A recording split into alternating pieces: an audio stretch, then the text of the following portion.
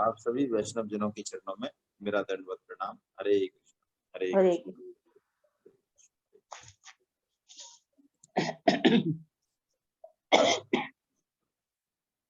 आइए हम लोग अब मंगलाचरण कर लें।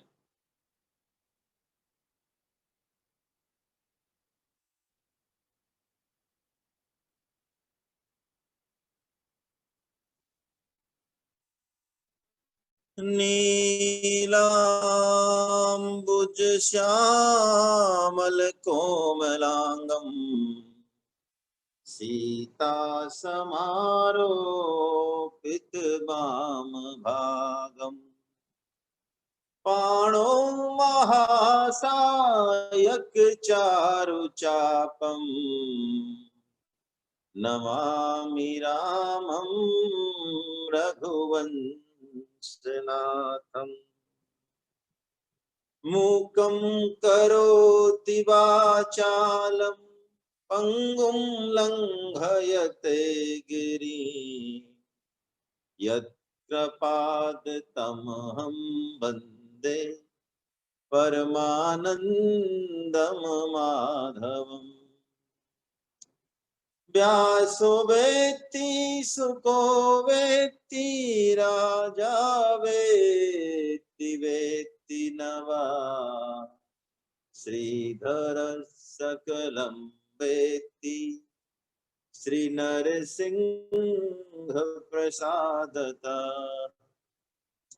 निरपेक्षं मुनिं शान्तं निर्वैरं समदर्शनम् अनुव्रजाम्यहं नित्यं भूये येत्ययं गिरेणुभिः न किञ्चित् साधवो धीरा भक्ता हि एकान्तिनो मम वाञ्छन्त्यपि मया दत्तं कैवल्यं पुनर्भवम्। वागद्गदाद्रवते यस्य चित्तं रोदत्यभीक्ष्णं हसति क्वचित् विलज्य उद्गायति नत्यते च मद्भक्तियुक्तो भुवनं पुनाति। नायं जनो में सुख दुख हेतु न देवतात्मा ग्रह कर्म काला मन परम कारण मामनति संसार चक्रम परिवर्तयेदय। बड़े भाग मानुष तन पावा सुर दुर्लभ सब ग्रंथ ही गावा साधन धाम मोक्ष कर द्वारा पाई न जेहि पर लोक समारा। ऐ तन कर फल विषय न भाई स्वर्ग स्वल्प अंत दुखदाई। नर्तन पाय विषय मन देहि पलटि सुधाते सठ विसले।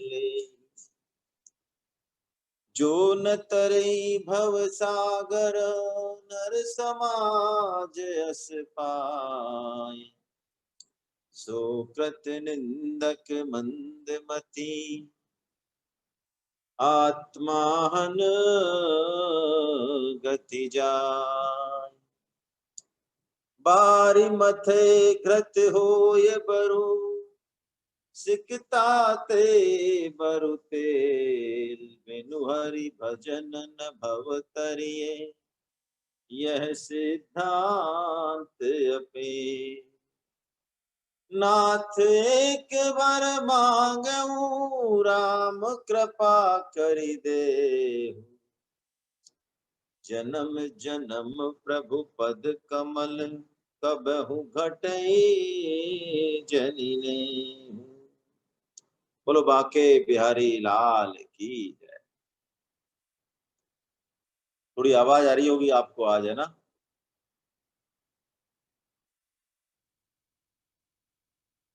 चल जाएगा काम या आवाज आ रही है?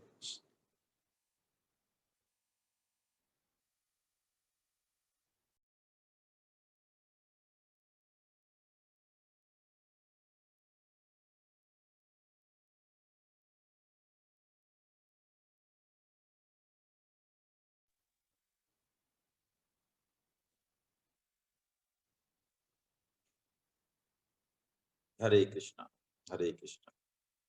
अब नहीं आ रही होगी आप लोगों को आवाज, है ना? चलिए, उद्धव गीता का प्रसंग हम लोग ले रहे हैं। श्रीमद् भागवतम का 11वां स्कंद का 26वां अध्याय आज ले रहे हैं।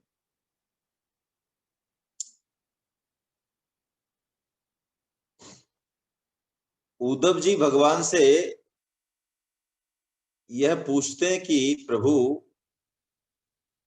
ये जो अपमान होता है इसको सहन करना, दुर्जनों के द्वारा या किसी के भी द्वारा जो अपमान होता है उसको सहन करना तो बहुत कठिन है। कोई आपके बिरले भक्त उसको सहन कर जाए तो बात अलग है, नहीं तो अच्छे अच्छे ज्ञानी ध्यानी और विद्वान जो है वो उसको सहन नहीं कर पाते। तो भगवान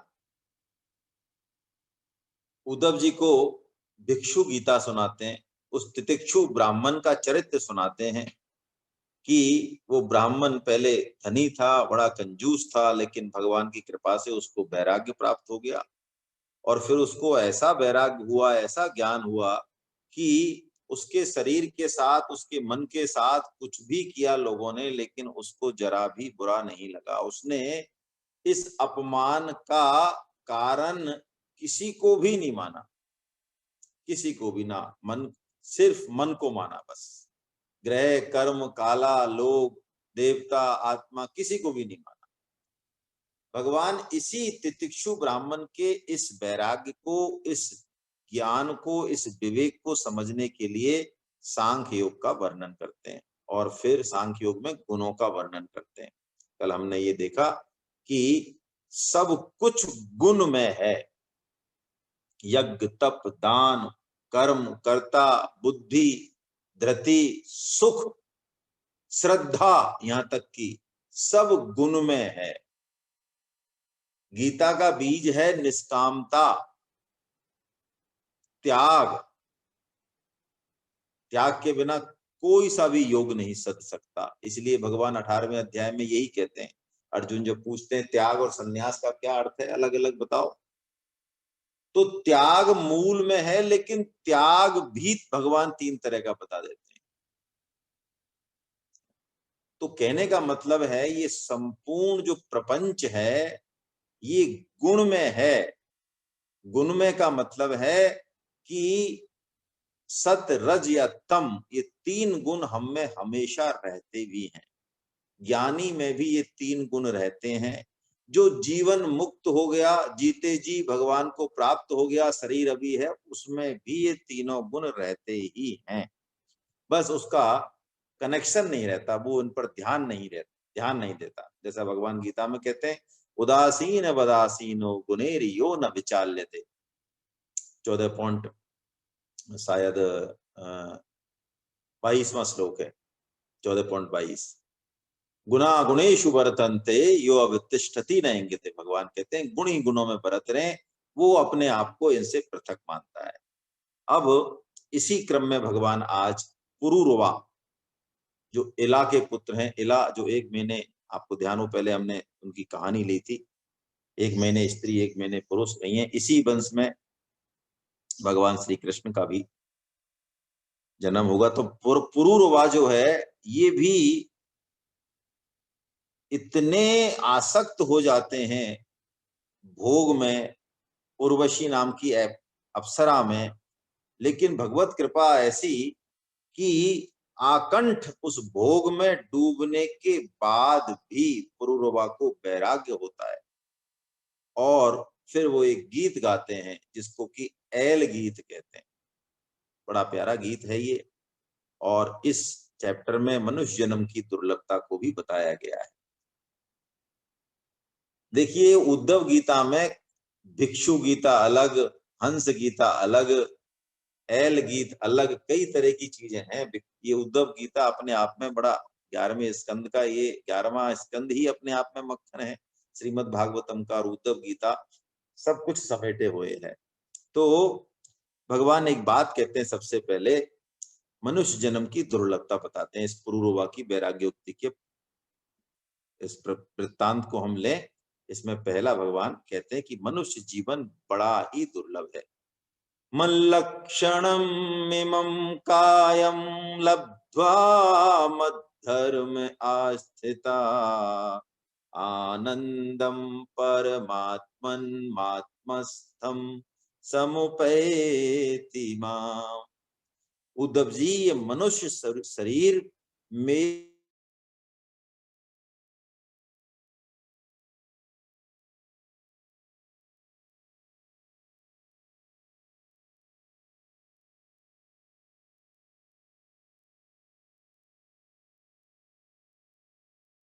ऐसी सुविधा नहीं है। इसलिए जो मनुष्य इस शरीर को पाकर अंतःकरण में स्थित मुझ परमात्मा को, जो कि आनंद स्वरूप परमात्मा है, उनको प्राप्त नहीं होता, होना चाहिए उस समय पर। यही मनुष्य जन्म की भगवान जो है लक्ष्य बता रहे हैं। वो कहते हैं कि जीवों की सभी योनियां त्रिगुणमयी हैं, लेकिन मनुष्य शरीर ज्ञान निष्ठा के द्वारा इन सब से मुक्त हो सकता है। हे उद्धव, जितने भी गुण जो दिख रहे हैं ये वास्तविक नहीं है, माया मात्र है। ज्ञान हो जाने पर पुरुष उनके बीच में रहेगा भी, उनसे व्यवहार भी करेगा, लेकिन बंधेगा नहीं, बंधेगा नहीं, है ना। जैसे वो जमूरा नहीं होता है, जादूगर का जमूरा, तो हमें लगता है कि इसकी गर्दन अलग हो गई, इसका ये हो गया, वो जादूगर सब कुछ करता रहता है और हमको वैसा की वैसा ही दिखता रहता है। लेकिन उस जमूरे पर उसके जादूगर की माया जो है वो चलती नहीं है, वो तो बस एक्टिंग करता रहता है। ऐसे ही जीवन मुक्त महापुरुष भी भगवान की माया के पार जो उनका वास्तविक स्वरूप है उसका वो देख लेते हैं। वो कहते हैं भगवान आगे कि साधारण लोगों को इस बात का ध्यान रखना चाहिए कि जो लोग विषयों के सेवन में लगे हुए हैं या उदर पोषण में ही लगे हुए हैं, जिनका मुख्य काम यही है कि बस कैसे इस भौतिक संसार में ज्यादा से ज्यादा पैसा कमा लें, भोग भोग लें, उनका संग वो नहीं करे, नहीं तो उसका भी पतन हो जाएगा। किसी के यदि खुद के आंख नहीं है तो वो कम से कम अंधे का संग तो नहीं करे। अंधे का संग करेगा तो उसकी भी दुर्गति होगी, है ना। तो वो बता रहे हैं, पुरूरवा का चरित्र बताते हैं कि पुरूरवा उर्वशी में अत्यंत आसक्त हो गए। तो उर्वशी ने उनसे दो शर्तें रखी थी। हमने ये स्टोरी पहले पढ़ ली है, पर बस मैं आपको थोड़ा सा याद दिला रहा हूं कि उर्वशी को भी श्राप था। ये कहानी है। उर्वशी इंद्र की बड़ी इंद्रलोक की बड़ी महत्वपूर्ण अप्सरा है, तो उसको भी श्राप मिला एक बार कि तुम्हें मृत्यु लोक में जाना पड़ेगा 1 साल के लिए। और पुरूरवा पर भी वो आसक्त हो गई, पुरूरवा उस पर आसक्त हो गया, तो वो 1 साल के लिए इंद्रलोक छोड़ के नीचे आ गई, अपने लोक में आ गई, मतलब उर्वशी लोक में। उसने दो शर्तें रखी कि राजन, मैं तुम्हारे साथ रहूंगी, लेकिन मेरी दो शर्तें हैं। क्या शर्तें हैं? एक तो ये मेरे दो भेड़ के बच्चे हैं, मेमने हैं, इनका ध्यान रखना तुम। हाँ, इनका ध्यान नहीं रखा ना, इनको कुछ हो गया तो फिर मैं चली जाऊंगी। एक तो ये शर्त है। दूसरा शर्त यह कि मैं हमेशा घी ही पीऊंगी और तुम्हें कभी भी प्रकाश में नग्न नहीं देख पाऊंगी। देख ले तो मैं चली जाऊंगी। देखिए, इनमें से एक का सांकेतिक अर्थ बता देता हूं। दो भेड़ के जो बच्चे हैं ना, ये अहम और मम हैं, जिनका इलाज गीता बहुत अच्छे से बताती है। यदि अहमता यानी मैं करता हूं, और मम यानी मैं भोगता हूं, या ये मेरा है शरीर, दोनों ही बातें सही हैं। अहम और मम यदि नहीं रहेंगे हम में, तो किसी भी तरह का भोग विलास नाम की उर्वशी भी हमारे पास कोई दिक्कत नहीं रहेगी, वो रहेगी नहीं। तो एक दिन ऐसा हुआ, साल भर पूरा हो गया, खूब भोग विलास होता रहा, लेकिन तृप्ति नहीं हुई इलानंदन पुरूरवा की। तो इंद्र ने भेजा अपने सेवकों को कि भाई उर्वशी के बिना इंद्रलोक सूना लगता है, उसको लेके आओ। तो वो जो दो सेवक गए थे, उन्होंने उन भेड़ के बच्चों को रात में चुरा लिया। तो उर्वशी ने जब जैसे ही जाते देखा उनको, तो वो चिल्लाई कि अरे ये नपुंसक सो रहा है, और इसके बहाने बताओ मैंने दो भेड़ के बच्चों को इसको रखा, इनकी भी रक्षा नहीं कर पाया, ऐसा वो अनाप शनाप कहने लगी। तो वो जाने लगे, तलवार लेके गए, वो नंगे थे, नग्न ही दौड़े, और उनको लेके जब आए तो अचानक बिजली चमकी और उर्वशी ने उनको देख लिया। तो उर्वशी तो चली गई, और उर्वशी ने उनका चित्त इतना आकृष्ट कर लिया, क्षुद्र विषयों के सेवन में वो इतने डूब गए कि बस वो इधर से उधर भटकने लगे। और फिर बड़ी लंबी कहानी है, एक काष्ठ कन्या भी वो देती है, लेकिन अंत में पुरूरवा को भगवत कृपा से वैराग्य होता है, और वो कहते हैं, अहो में मोह विस्तार काम कश्मल मचेत सा दिव्याग्रहीत कंठस्य नायुखंडा इसमें इमे स्मृता।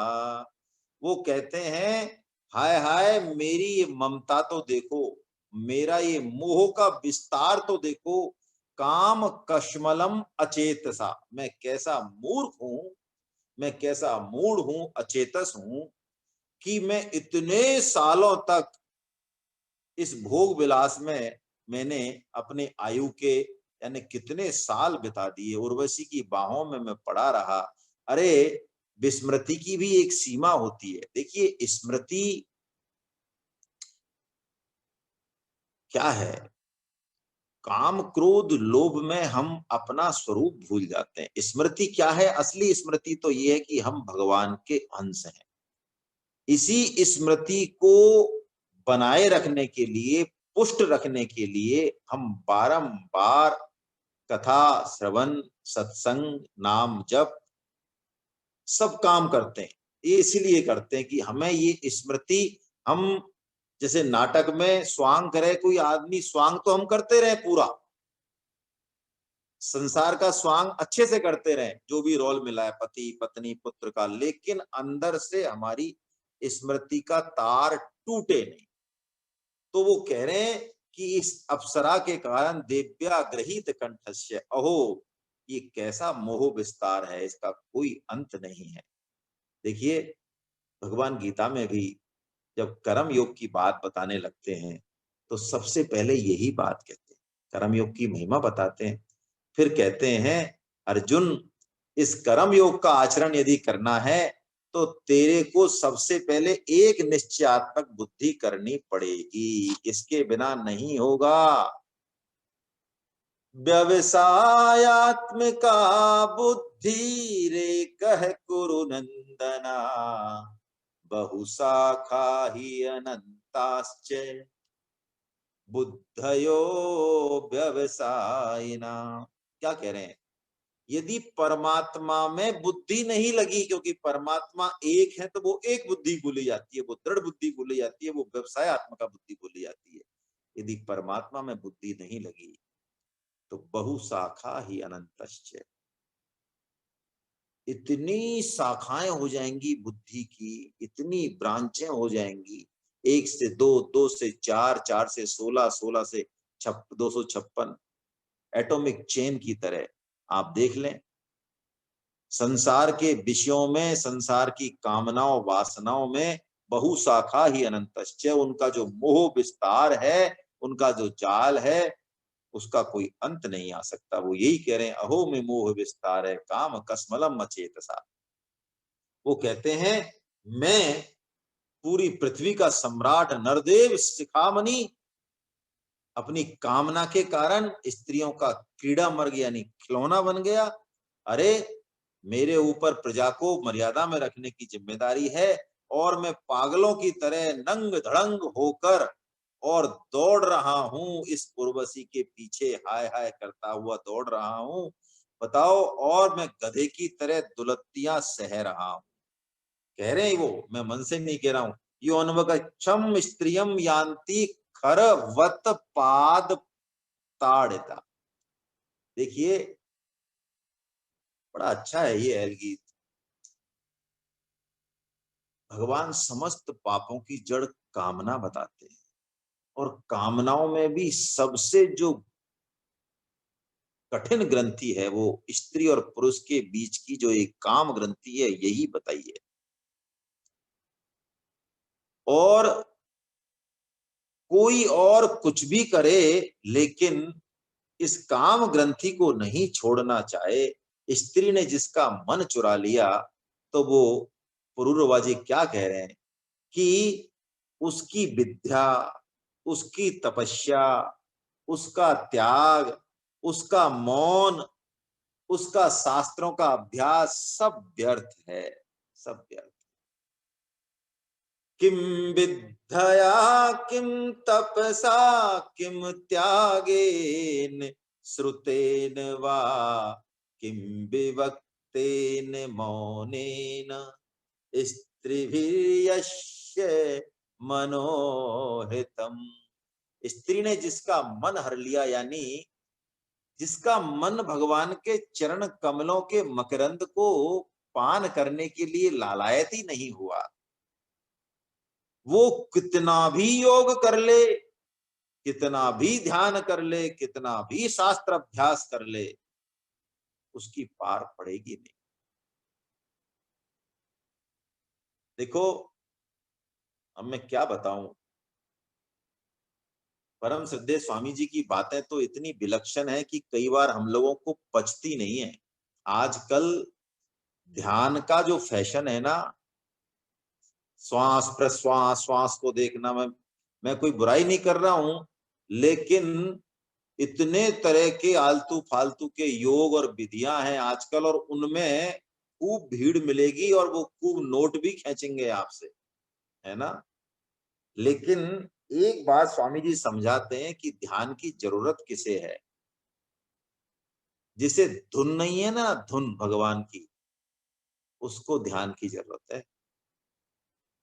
जिसको संसार की धुन लग जाती है ना, उसको भगवान याद करने पड़ते हैं। नहीं तो जिसको परमात्मा की धुन लग जाए ना, उसको कोई ध्यान व्यान की, किसी योग वोग की जरूरत नहीं है। और किसी ध्यान से और योग से परमात्मा मिलने वाले भी नहीं है। परमात्मा मिलते हैं प्रेम से, चटपटी से, विरह से मिलते हैं। जैसा कि पुरूरवा को हो रहा है, चाहे वो कितना ही बड़ा भोगी है, लेकिन उसके मन में ऐसा उत्कट वैराग्य हो रहा है, जैसे चटपटी लग रही है। परमात्मा इससे मिलते हैं। कौन सी गोपी ने ध्यान की ट्रेनिंग ली बताइए। अरे सबरी तो निम्न वर्ण की है, लेकिन भगवान श्री राम उससे मिलने जाते हैं। इसका मतलब जाति और वर्ण का तो कोई लेना देना नहीं है। ये वर्ण तो हमारा हो गया बस जन्म से, लेकिन हर वर्ण को अपने परम प्रभु से मिलने का जो मुख्य लक्ष्य है, वो प्राप्त करने का पूरा अधिकार है। सबरी सिर्फ मतंग अपने गुरुदेव के एक वाक्य पर विश्वास कर लेती है कि तुझे कहां जाने की जरूरत है, अरे राम आएंगे ना। बस वो मग्न हो जाती है, आनंद मग्न हो जाती है। और जब मतंग ऋषि चले जाते हैं, तो वो ये सोचती है, अरे मैंने तो पूछा ही नहीं कि ये राम भगवान जो है मेरे, ये कब आएंगे, कौन से रास्ते से आएंगे, दिन में आएंगे कि रात में आएंगे। ओहो, तो आएंगे तो फिर मेरे को सारे रास्तों को साफ करना है, फूल बिछाने, कंदमूल फल लाने, भगवान के लिए जल रखना है। और कहते हैं सबरी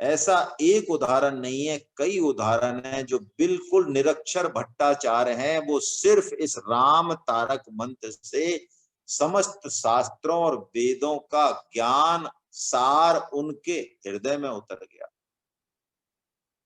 तो मेरा आपसे निवेदन है, इसको कृपया हल्के में नहीं लें। बारंबार मैं आपसे निवेदन करूंगा कि आप सत्संग में भी माला लेके बैठे तो कोई समस्या नहीं, बैठ सकते हैं।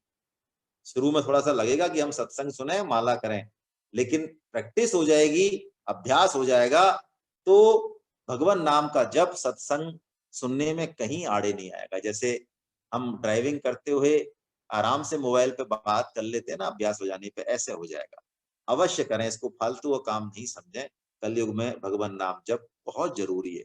कृपया माला की व्यवस्था कर लें, किसी भक्त के पास हो तो ले लें, उससे तुलसी माला ले लें, झोली ले लें, नहीं मिले तो घर में सी लें, लेकिन भगवान नाम जप अवश्य करें, है ना। वो कहते हैं पुरूरवा कि उर्वशी ने तो जब मैं उनमें आसक्त हुआ तब भी मुझे समझाया था कि हम तो अप्सरा हैं, हमारा किसी से कोई स्नेह बंधन नहीं है। उन्होंने मेरे को खूब अच्छे से, लेकिन मेरी बुद्धि मारी गई और मेरे मन का ये मोह जो है ना, इसने मेरी बुद्धि को, मेरी इंद्रियों को मेरे बस से बाहर कर दिया। इसमें गलती उर्वशी की नहीं है, इसमें तो गलती मेरी ही है। भला जो रस्सी के स्वरूप को न जानकर उसमें सर्प की कल्पना कर रहा है, तो उसका रस्सी ने क्या बिगाड़ा है। अरे मैं स्वयं ही अजितेंद्रिय था। शास्त्र जो स्त्री के बारे में जो बात कहते हैं वो वस्तुतः हमारी काम कलुषित दृष्टि के लिए है, स्त्री के लिए नहीं है। हर पुरुष में स्त्री भाव है, हर स्त्री में पुरुष भाव है। भक्त कोई भी हो सकता है, भक्त का कोई वर्ण नहीं है, कोई जाति नहीं है। भगवान स्पष्ट घोषणा करते हैं, स्त्रियो वैश्यास तथा शूद्रस ते पियांति पराम गतिम। वे भी, और वे भी कैसे, बहुत सरलता से।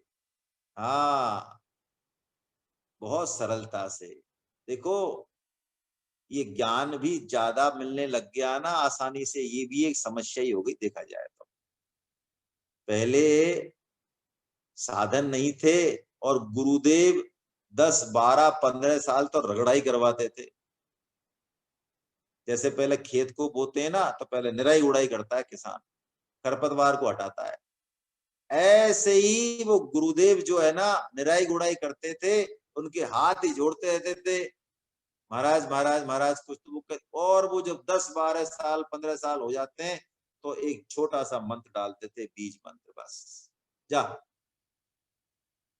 तीर्थों में भी मिलेंगे तो पता नहीं कब मिलेंगे, कोई 15 साल बाद मिलेंगे, तो बस उसी को लेके लग रहे हैं। ये बहुत ज्यादा दिमाग का ये दाएं करना भी एक आफत है ना। तो वो कहते हैं कि बताओ, मैं खुद ही जितेंद्रिय हूं, कहाँ तो ये मैला कुचैला शरीर, अपवित्र शरीर है, और मैंने अज्ञानतावश जो असुंदर है, जो मल है, उसमें सुंदर का आरोपण कर लिया। बहुत बढ़िया बात कह रहे हैं। वो कह रहे हैं हमारी कामना के कारण, वासना के कारण मुझे स्त्री का शरीर इतना सुंदर लगता है। लोग कहते हैं ओ ये कितनी सुंदर है, इसकी नाक कितनी बढ़िया है, इसकी मुस्कान कितनी बढ़िया है। वो कह रहे हैं कि इस मानव शरीर के भीतर तो मांस, स्नायु, मेदा, मज्जा, हड्डी, मल, मूत्र, पीव, यही तो भरा हुआ है। स्वामी जी कहते हैं इस मनुष्य शरीर को कुछ भी खिला दो, कुछ भी, और मल मूत्र बना लो, गंगा जल पिला लो, मूत्र बना लो, कुछ भी दे दो, बाहर मल मूत्र ही निकलेगा। ये मल मूत्र बनाने की फैक्ट्री है। इसका एक ही उपयोग है, जिसके कारण इसको इतना दुर्लभ कहा जाता है कि इसमें विवेक दिया भगवान ने, कर्म स्वातंत्र दिया, हम भगवत प्राप्ति कर सकते हैं। यदि हम ये नहीं करते तो ये मल मूत्र का भाण ही है। वो कह रहे हैं ये बात कि ये शरीर मल मूत्र का भाण है, इसकी 3 गति हो सकती है बस, 3 के अलावा चौथी गति नहीं है। या तो पक्षी खा जाए इसको, जंगल में कहीं मर जाए तो विष्ठा कर दें, या पक्षी भी नहीं खा, अंतिम संस्कार नहीं हो तो कीड़े पड़ जाए, कीड़े खा जाएंगे, ऐसे उसकी अंत होगा। और नहीं तो फिर अंतिम संस्कार हो जाए तो राख बन जाए ये। लेकिन इसकी गति 3 ही होंगी, विष्ठा, कृमि और राख, इसके अलावा चौथी गति नहीं है इसकी, है ना। तो कहते हैं यदि फिर भी मेरा मन इस शरीर में रमता है तो जो मल मूत्र में आनंद लेने वाले जो कीड़े हैं, विष्ठा भोगी कीड़े, सुअर, उनमें और मुझ में अंतर ही क्या है। विणमूत्र पूये रमताम क्रमीणाम के यदंतरम। वो कह रहे हैं क्या अंतर है उनमें और मुझ में, वास्तव में कोई भी अंतर नहीं है। ग्रस्त जीवन में हमें संयमित काम और उपभोग की छूट दी है भगवान ने। कैसी बढ़िया, देखिए हमारी सामर्थ्य के हिसाब से हम यदि शास्त्र के अनुसार कामोपभोग भी करते हैं तो भी हमें ब्रह्मचारी कहने के लिए शास्त्र तैयार है। बोलो।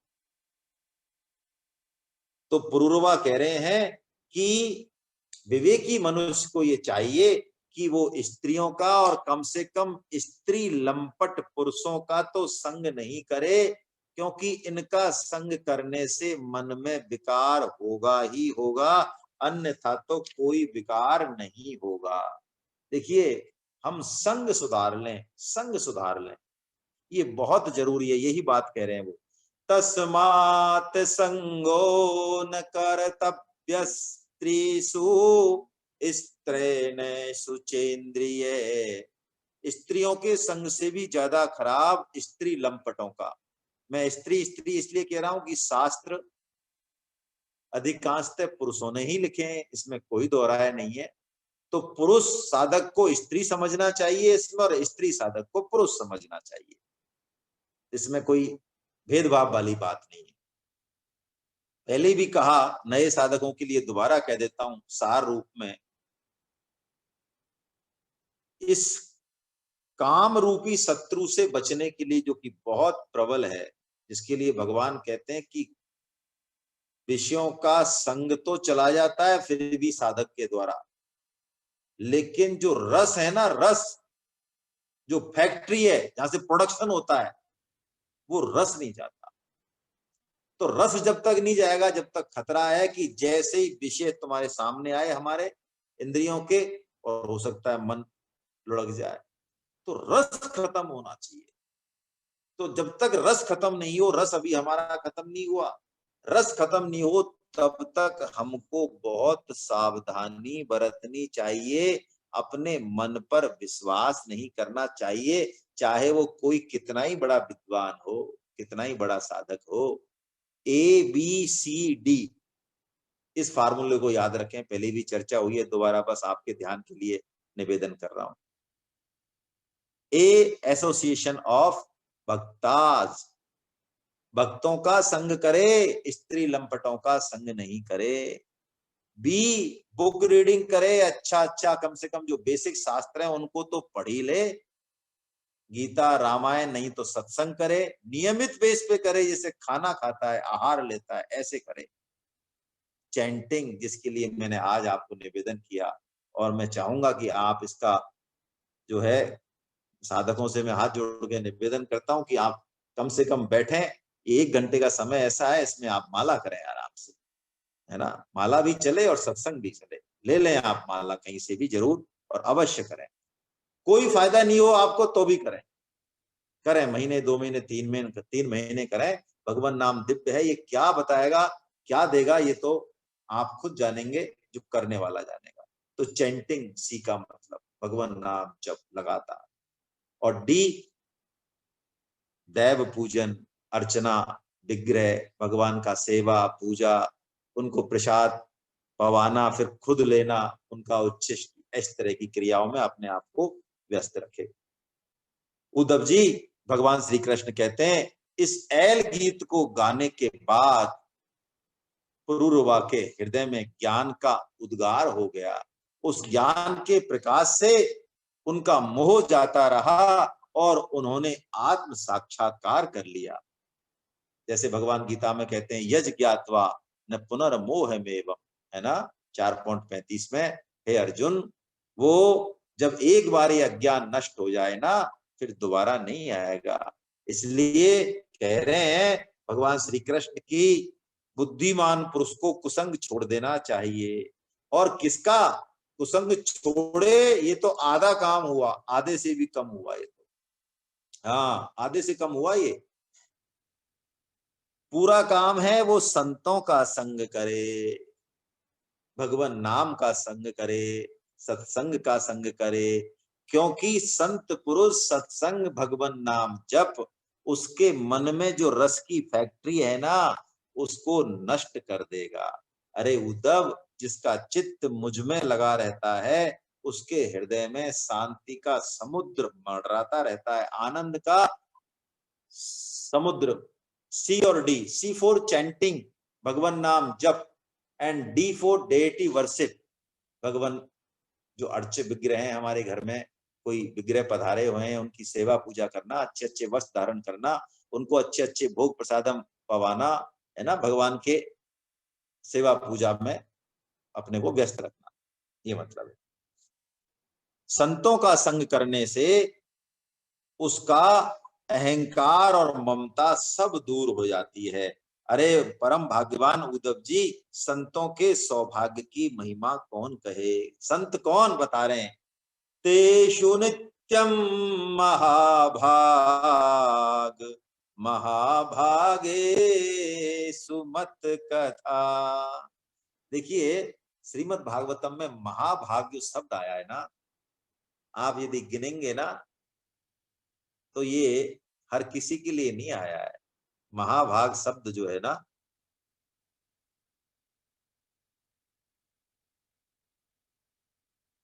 हाँ अब आवाज आ रही है ना, मुझे लगा बीच में से आवाज कुछ गई शायद।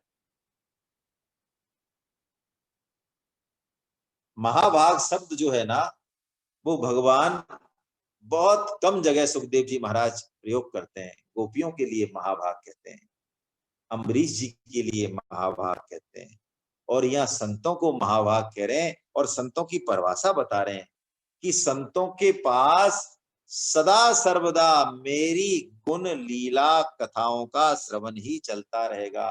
किसी न किसी बहाने से वो भगवान नाम चर्चा चला ही देंगे। और संसारी पुरुष भगवान नाम चर्चा चल रही हो तो या तो उबासी मारेगा, ऐसे ऐसे करेगा उबासी, या फिर कोई बीच में कोई मोदी जी को या किसी को और घुसेड़ देगा, किसी कोई सीपीआई सीपीएम या ममता, किसी को भी घुसेड़ देगा, क्या है। और मान लो इतना होने पे भी उसकी नी चली, नी उसके उसको ज्यादा ध्यान दिया, तो फिर उठ के चल देगा, बस। हाँ, उठ के चल देगा, नहीं पड़ेगी पार उसकी। पूर्व पापों के कारण भगवत कथा भगवन नाम जब कानों को अच्छा नहीं लगता है, लेकिन यदि हम विवेक का प्रयोग करें और इसको सुनते रहें तो वे पाप भी भगवान नाम जब से नष्ट हो जाते हैं, है ना। तो वही कह रहे हैं, बहुत बहुत ही बढ़िया श्लोक भगवान कह रहे हैं कि हे उद्धव, मैं अब सार बात बताता हूं कि वो संत क्या करते हैं। ताये शृण्वन्ति गायन्ति हि अनुमोदन्ति चाद्रता मत्परा श्रद्धानश्च भक्तिं विन्दन्ति ते मयि। वो आदर और श्रद्धा से मेरी लीला कथाओं का श्रवण करते रहते हैं, गाते रहते हैं, और नहीं तो कोई गाता है दूसरा तो उसका अनुमोदन ही करते हैं, साधु साधु साधु ऐसा कहते हैं। तनुज जी अहमदाबाद से सुनते हैं वो भी, तो उनकी ये आदत है, जब भी कोई अच्छी बात भगवान की लगती है ना, तो वो जरूर लिख देते हैं साधु साधु साधु, ये अनुमोदन है। तो ऐसे भक्त मेरे परायण हो जाते हैं और फिर मेरी अनन्य प्रेममयी भक्ति को प्राप्त कर लेते हैं, फिर उसको कुछ भी पाना शेष नहीं रहता। अरे उद्धव, जिसने संत पुरुषों की शरण ग्रहण कर ली, उसके समस्त अज्ञान जड़ता भय सब दूर हो जाते हैं। जो इस भव सागर में डूब रहे हैं, उतरा रहे हैं, उनका तो आश्रय एकमात्र संत ही है, ब्रह्म वेत्ता ही है। वो ही नाव है उनके लिए जो इस भव सागर से पार ले जाएगी। जैसे अन्न से प्राणियों की रक्षा होती है, जैसे मैं दीन दुखियों का परम रक्षक हूं, जैसे मनुष्य के लिए परलोक में धर्म ही एकमात्र पूंजी है, ऐसे ही भव सागर से जो भयभीत हैं, उनके लिए संत ही एकमात्र आश्रय है। वो संत भगवान को देखने की दृष्टि देते हैं, आत्म दृष्टि देते हैं। जैसे भगवान सूर्य जब उगते हैं तो सबको प्रकाश देते हैं, हम सब कुछ देख सकते हैं। ऐसे ही संत तो अपने अंदर उस अंतर्यामी परमात्मा को देखने की दृष्टि देते हैं। संत तो अनुग्रहशील देवता है। देखिए, भगवान तो फिर भी कई बार थोड़े नियम में बंध जाते हैं, लेकिन संत तो इतने दयालु होते हैं, इतने करुणावान होते हैं कि वो तो कुछ भी नहीं देखते हैं, पात्रता भी नहीं देखते हैं। भगवान कह रहे हैं संत हितैषी हैं, सुहृदय हैं, मेरे प्रियतम आत्मा हैं। और भगवान अब लास्ट बात कह रहे हैं, अरे उद्धव मैं क्या कहूं, वास्तव में तो संत के रूप में मैं ही तो विद्यमान हूं। कैसी बात भगवान कह रहे हैं। तो इसीलिए गुरु में, संत में, भक्त में भगवत दर्शन ही करना चाहिए, देह दर्शन नहीं करना चाहिए। उसमें शास्त्र में भी भगवत दर्शन ही करना चाहिए। वो कह रहे हैं, हे उद्धव पुरुरवा, वो इलानंदन पुरुरवा, इस तरह से तत्व ज्ञान हो गया उनको, आत्मज्ञान हो गया, और फिर उनको उर्वशी की जो वासना थी वो चित्त से उनके मिट गई, और वो अपने आत्माराम में अपने आत्म तृप्त होकर और मस्त होकर भगवान के प्रेम में जो है विचरने लगे। ऐसा ये ऐल गीत जो है यहाँ पे पूरा होता है। अब उद्धव जी भगवान से कहते हैं कि प्रभु, अब आपने मुझे बात तो बहुत बता दी, बहुत तरह के मार्ग बता दिए, भक्ति योग बता दिए, सत्संग की महिमा बता दी, सांख्य योग बता दिया, कर्म योग बता दिया, गुणों की महिमा बता दी, सब बता दिया।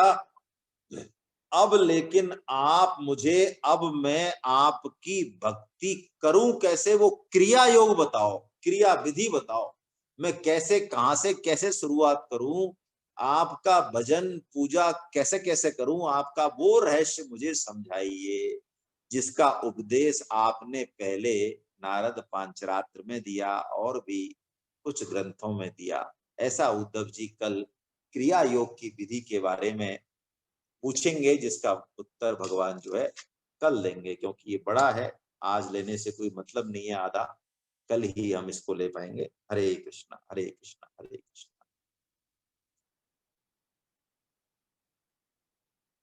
आपके मन में कोई प्रश्न हो तो आप कह सकते हैं। मैं महावीर बंसल साहब को भी अनम्यूट करूंगा। सुधीर जी भी रहते हैं, सुधीर जी जरा हाथ कर देंगे तो मुझे अच्छा लगेगा।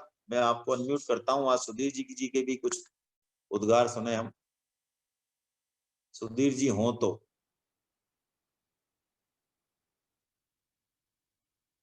हाथ खड़ा नहीं करते हैं सुधीर जी, ये भी एक समस्या है। चलिए, किसी के मन में कोई बात हो तो हम लोग, सुधीर जी हैं।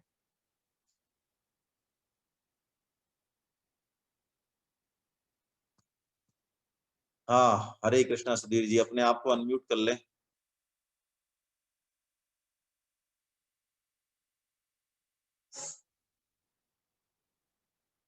सुधीर सर, मेरी आवाज आ रही है आपको? अनम्यूट करें अपने आप को। हाँ, अनम्यूट हो गया सर। हाँ, आ रही है हरे आवाज कृष्णा। सर? हाँ, हरे कृष्णा। हरे कृष्ण सर, हरे कृष्ण। हम्म। सर, आज आपने बहुत अच्छा चेताया सर। नाम जप में जो शिथिलता होती है उसको दूर करने का आपने बहुत ही अच्छा मजबूत आधार दिया सर आज। अब तो बढ़िया है।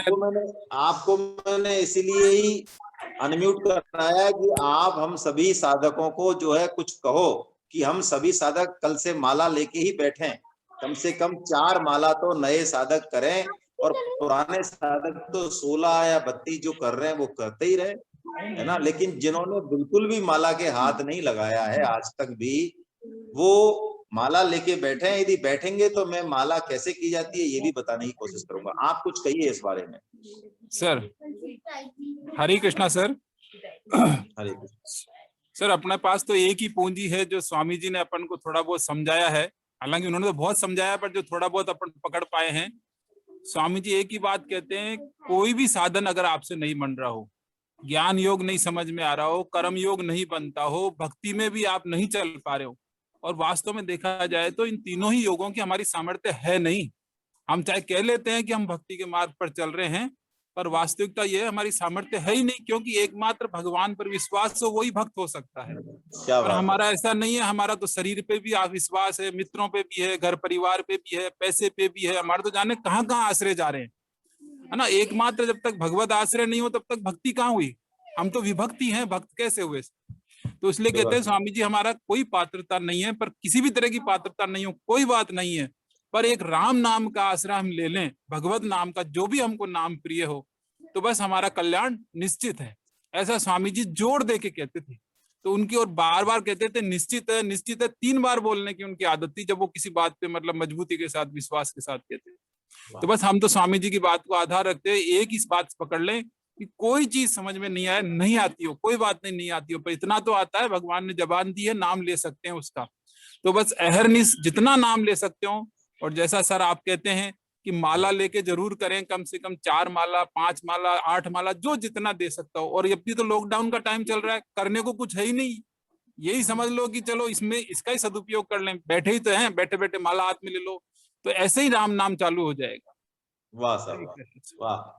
जय हो, जय हो, जय हो महाराज। स्वामी जी महाराज आज भी यही कह रहे हैं, सुने हम उनकी आवाज कि हम भगवान नाम जप में लग जाएं, है ना। आज सुधीर जी ने बहुत ही अच्छे तरीके से जो है हम सबको चेताया। मैं बड़ा धन्यवाद देता हूं और आगे भी निवेदन करता हूं ऐसे ये हमको चेताते रहें। सुरेश चंद्र गुप्ता साहब को मैं अनम्यूट कर रहा हूं। सुरेश जी। हरे कृष्णा सर। हरे कृष्णा सर, हरे कृष्णा। मैं ये कह रहा भाई साहब, हम माला तो करते हैं लेकिन आप कहते हैं स्वरूप का ध्यान करके करो, अब वो स्वरूप में ध्यान लगता नहीं है, और ये बोलते सीधे विचार ये कभी जाते नहीं है। ऐसा लगता है कि हमें तो कमी ही कमी है, फिर ये कैसे कल्याण होगा हमारा।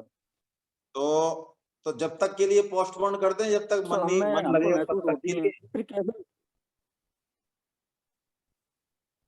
मतलब माला नहीं तब मन करनी है जब मन लग जाए, इसलिए करनी है माला, तो मन करते लग जाएगा तब करेंगे ऐसा।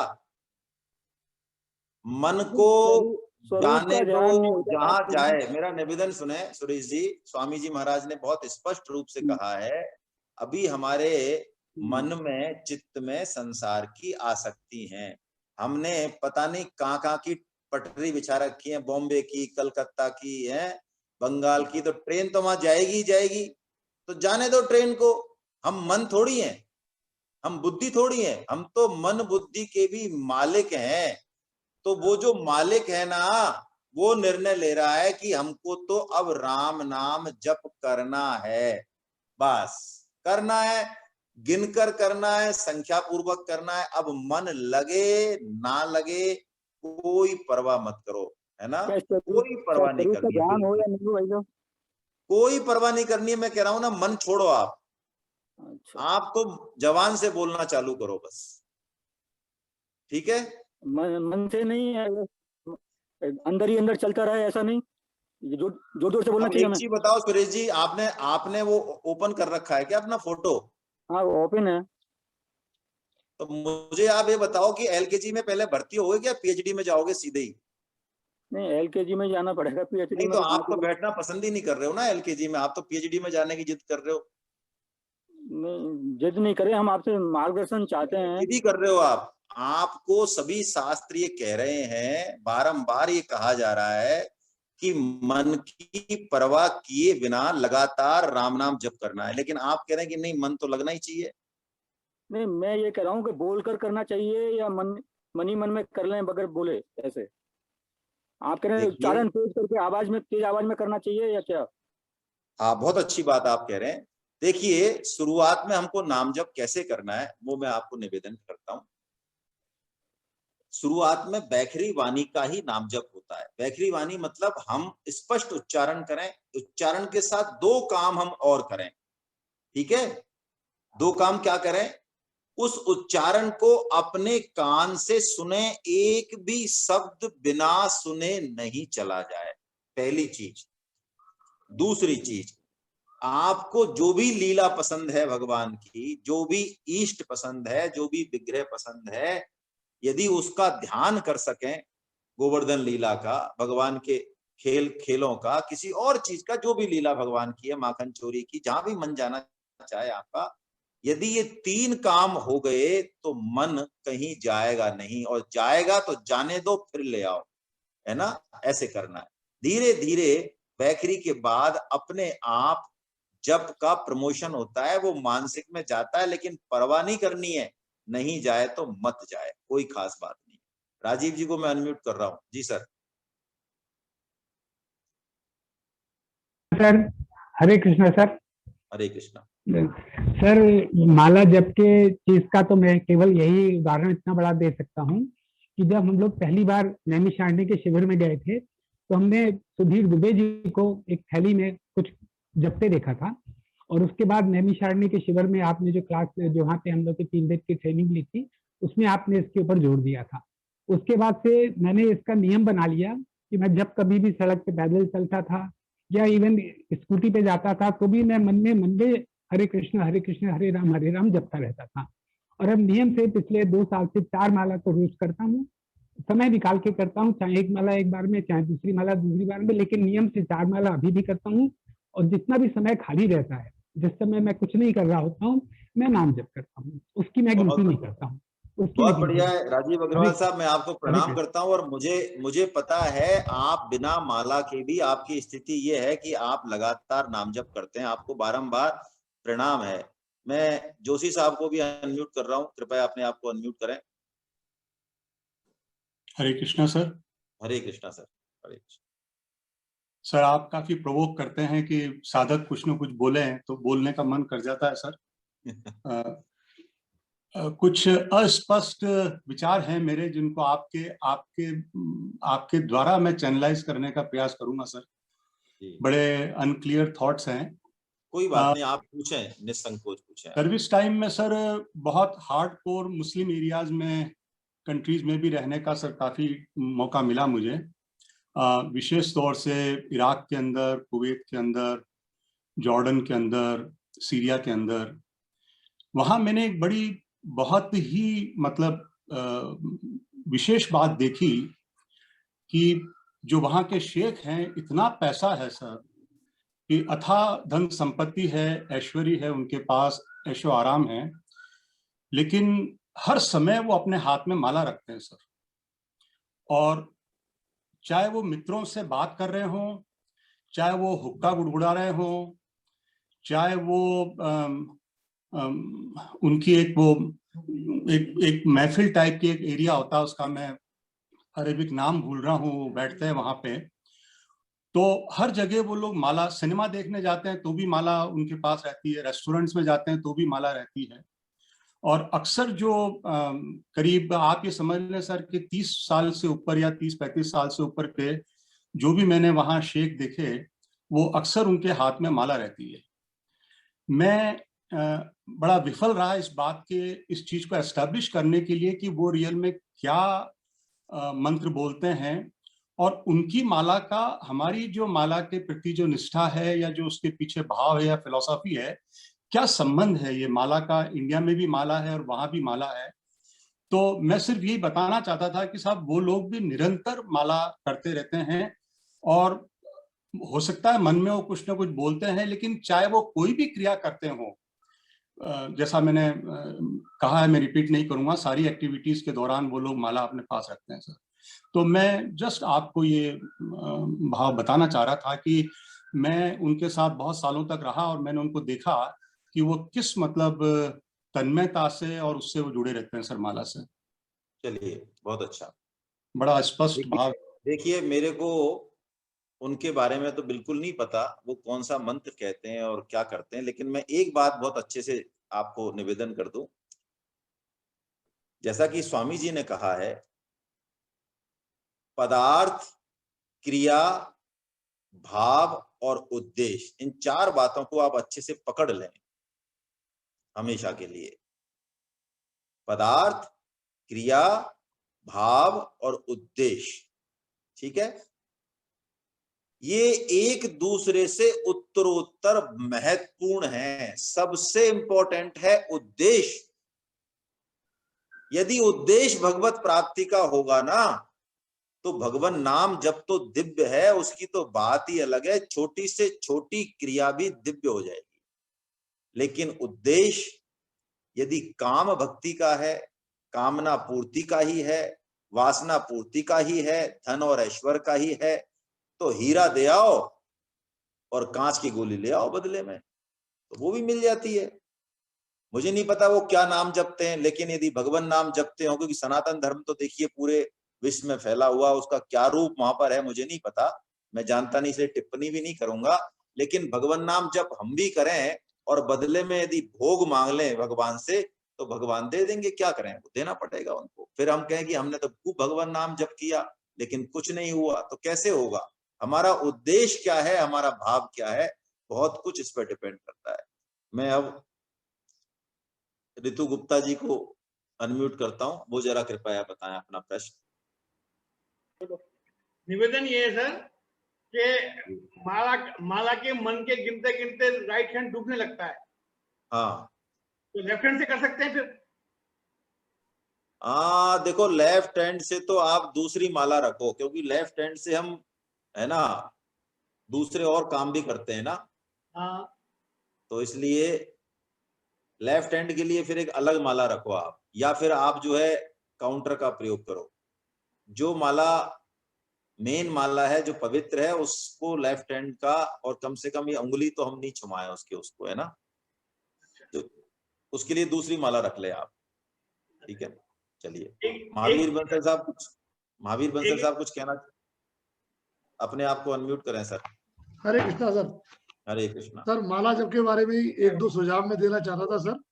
हाँ जी। एक तो जिनके पास अभी माला नहीं है, हाँ, वो भी कम से कम शुरू करें 1 माला 2 माला से, उंगलियों पे गिन के। बहुत अच्छा है, बहुत आसान है, उंगलियों पे गिन के। काउंटर भी इन दिनों बहुत मुश्किल है, उंगलियों पे गिन के आराम से होता है। बहुत बढ़िया। हमारे परिचित हैं जो लखनऊ के सीईओ हैं, चीफ एयरपोर्ट ऑफिसर, मिस्टर होता साहब, वो सर उंगलियों पे इनके ऑफिस जाते समय आते समय 2-2 माला 4 माला उनकी हो जाती है। उन्होंने गीता अपने सिस्टम से पढ़ी थी। इसके बाद उन्होंने कहा सर मैंने तो सबसे बड़ा जो सीखा आपसे, बस मैंने तो ये बात पकड़ ली है, जो मिला गीता का वो तो मिला, लेकिन भगवान नाम सबसे महत्वपूर्ण है, ये बात मैंने पकड़ ली। तो मैं कैसे भी करके जो मैंने प्रण लिया है, मैं सुबह से लेकर रात तक माला पूरी अपनी करता हूँ। बहुत ही बढ़िया है सर। एक तो ये सर, दूसरा ये मैं कहना चाह रहा था कि अपने जितने भी साधक आ रहे हैं 200-250 यहाँ पे, उनमें जिन लोगों ने गीता नहीं पढ़ी है, उनसे अपन थोड़ा कभी हाथ भी खड़े करवाएं कि भाई आपका भाव बना कि नहीं बना माला करने का, या क्या सोचते हैं आप इसके बारे में। हाँ, एक बार मैं दोनों चीजें सोच रहा हूँ महावीर बंसल साहब, आपने आज सही ध्यान दिलाया। मेरा भी ध्यान इसी में है कि जो लोग उन्हें अच्छे से गीता को क्लास में नहीं पढ़ा है, वो कम से कम, देखो निःशुल्क है इसलिए फॉर्म तो कोई भी भर देगा, लेकिन मेरा हाथ जोड़ के निवेदन ये रहेगा कि वो फॉर्म ही नहीं भरे हैं, संकल्प लें कि हम पूरी क्लासों में आएंगे। जो कम से कम यहाँ है अभी इस सेशन में, वो खुद भी भरें और रॉयल्टी की कमाई करने के लिए कम से कम 10-10 फॉर्म और भी भराएं। 10 में से 2-3-4 लोग ही आएंगे, ज्यादा परवाह नहीं करें आप, है ना। ये काम है। और एक मैं जोशी साहब के आंसर के लिए मेरे को एक बात और याद आई है जोशी सर के लिए। सर, हम अरब के सिखों को देखने की बजाय हमारी सनातन परंपरा में हजारों हजार लाखों लाख जो संत भगवान नाम जप के आनंद में मस्त हो रहे हैं और प्रेमोन्मत्त हो रहे हैं, उनको भी देख लें और उनको फॉलो कर लें। उसके बाद शायद हम उस स्तर पे भी पहुंचे। क्या पता वो क्यों नहीं कर पा रहे हैं, क्या है उनका क्या सिस्टम है, वो उस बारे में मेरे को नॉलेज नहीं है, इसलिए मैं कमेंट्स नहीं कर रहा हूं। लेकिन भगवान नाम जप जितने भी भक्त हैं सबका गोपनीय धन है, इसमें कहीं कोई दो राय नहीं। चलिए बहुत बहुत आपको प्रणाम। गोविंद जय जय गोपाल। गोपाल जय जय गोविंद जय जय गोपाल जय जय राधा रमन हरि गोविंद जय जय राधा रमण हरि गोविंद जय जय गोविंद जय जय गोपाल जय जय गोविंद जय जय गोपाल जय जय राधा रमन हरि गोविंद जय जय राधा रमण हरि गोविंद जय जय राधा रमण हरि गोविंद जय जय राधा रमन हरि गोविंद जय जय नाम संकीर्तनम यस्य नाम संकीर्तनम यस्य सर्व पाप प्रणाशनम सर्व पाप प्रणाशनम प्रणामो दुःख समनस्तं नमामि हरिं परम प्रणामो दुःख शमनस्तं नमामि हरिं परम बोलो वृंदावन बिहारी लाल लाल की की जय बोलो बांके बिहारी बिहारी लाल लाल की की जय राधा गोविंदे सरकार सरकार की की जय अर्जुन के सखा भगवान श्री कृष्ण की कृष्ण की जय मीरा के गिरधर नागर नगर की की जय सूर के घनश्याम की जय वृषभानुसुता राधा रानी की जय मर्यादा पुरुषोत्तम भगवान श्री राम की जय जानकी माता की जय गौ माता की जय धरती माता की जय साधक संजीवनी की जय श्रीमद् भागवत महापुराण की जय चक्र चूड़ामणि श्री श्री सुखदेव जी महाराज की जय सब संतों की जय सब भक्तों की जय अनंत कोटि वैष्णव वृंद की जय आज के आनंद की जय हो जय। हरि बोल हरि बोल। हरि जय जगन्नाथ। कल हम फिर मिलते हैं इसी समय। हरे कृष्णा हरे कृष्णा। हरे कृष्ण।